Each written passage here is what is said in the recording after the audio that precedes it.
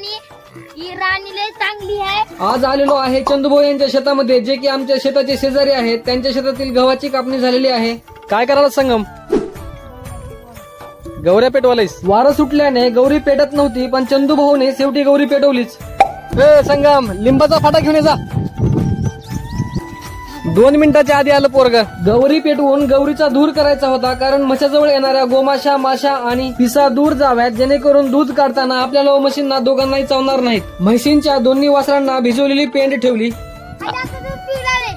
One प्याले. दुधाला लागणारी पवरी संगमने घेऊन आला. हिचं नाव आहे राणी, ही राणी लय चांगली आहे. माझी माया करते राणी. राणीला दूध पिते, राणी दूध प्यायला चाले, राणी मला मारते. वासराचे दूध पिऊन झाल्यानंतर चंदूभाऊने दूध काढले.